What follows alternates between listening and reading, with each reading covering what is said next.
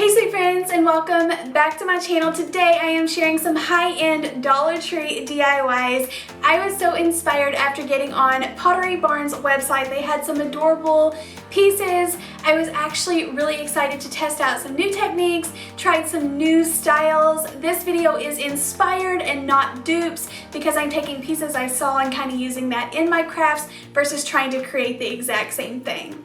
Don't forget to leave me a big thumbs up, make sure you are subscribed, and let's go ahead and get started.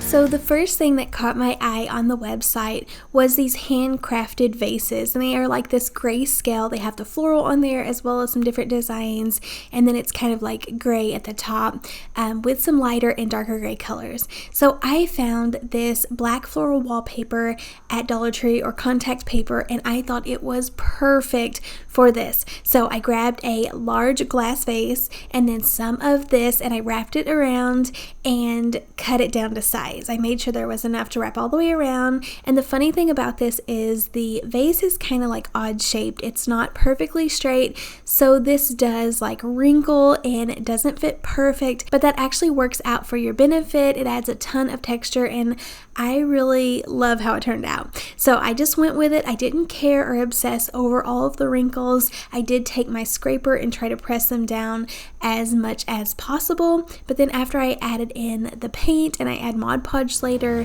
it really all blends in and looks gorgeous.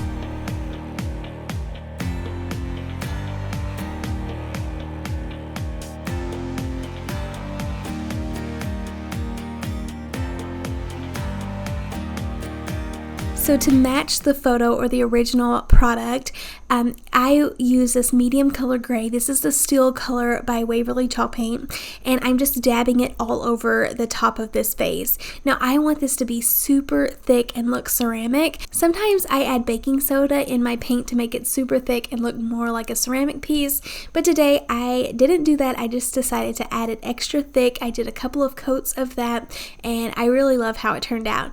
And then after that had completely dried, I took a little bit of a darker gray color, which is the Elephant color, and then kind of dabbed that all over, including even getting it on the contact paper. So it just all blended in and all matched, and the paper wasn't super white.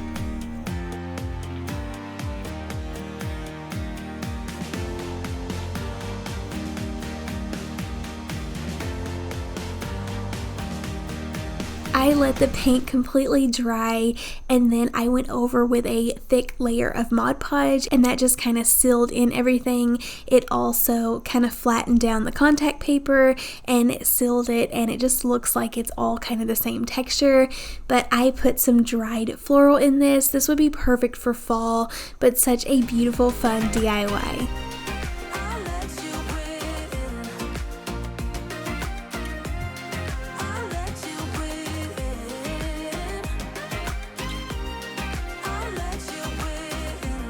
Tobacco baskets were super trendy on the website. They had them styled in different ways, and you can see they were really pricey. So I had picked up this small tobacco basket from Target Dollar Spot, and I had just used one in a different video for my Christmas in July video, and it turned out really cute, but it came in a 2-pack. So I used this other one and kind of styled it like some pictures that I saw on the Pottery Barn's website. So I am using some of my antique wax color Waverly paint and going over this so it has like a stained finish, really darkened it up, and then styled it with like a plant and a small set of books, and I just love how it looks. I feel like it's so cute all put together, and it really just looks like the perfect farmhouse decor.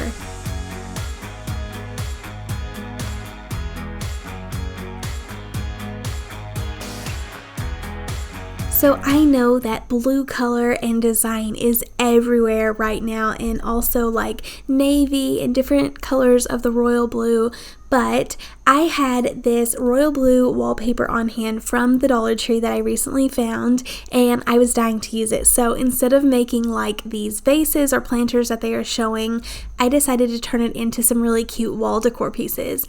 So I was sharing that you can use the canvas if that's all you can find, but I have these wooden frame signs from Dollar Tree, and I decided to cut that contact paper or wallpaper down to size, put that inside the frame, and then I'm going to use my gray paint to give these a little bit of extra detail.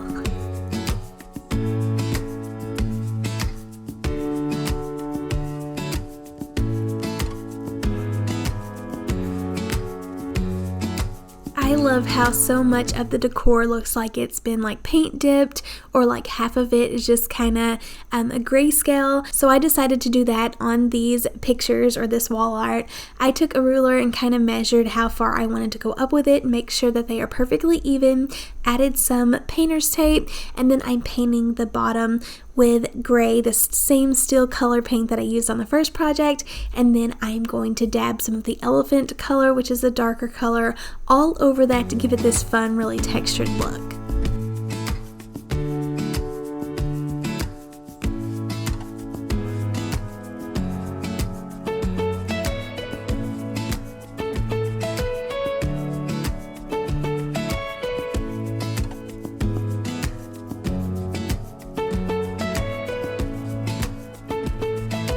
To add in more texture, you could even glue some jute string or nautical rope across the gray and the blue, or you could add something as like a focal point, just gluing it on top of this wall art. But I feel like it is so cute as is. You can hang them together or place them separate, but I thought it looked really cute and just a fun, unique piece.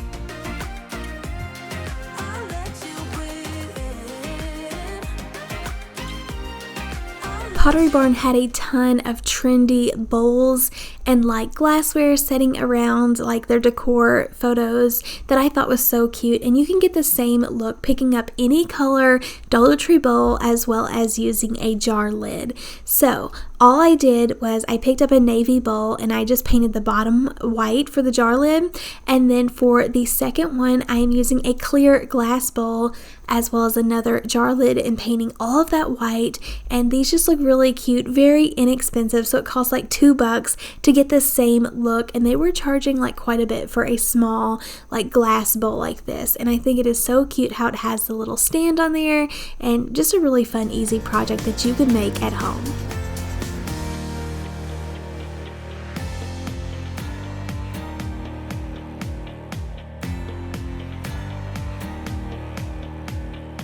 Whenever I am making projects like this that like you have to paint both sides, I love to paint the bottom first, let that completely dry, and then turn it over, because you can see it kind of messes up the top. I can just lightly sand that down, and then whenever I paint that, I don't have to flip it back over, so the top is always perfect. So then hot glued those lids on the bottom to be the little stand, touched up the paint, and then just styled these in my kitchen. Just a fun, easy to do craft, and I feel like it looks so cute with all of your other dinnerware.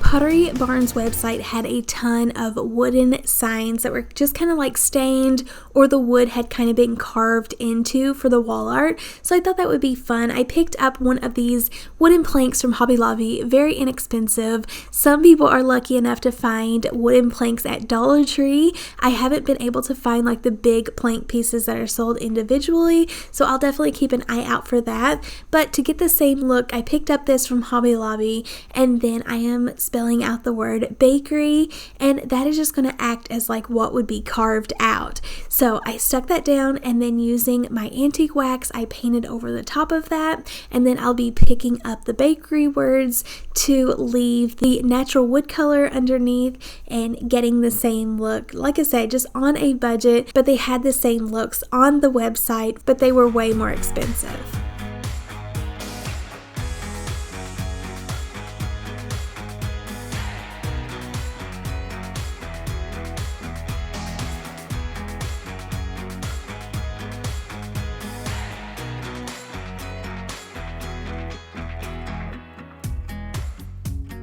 Thank you all so much for coming along and crafting with me today. Definitely check out Pottery Barn's website as well as all of your other favorite high-end decor stores so that you can find some inspiration and try to create those same pieces on a budget.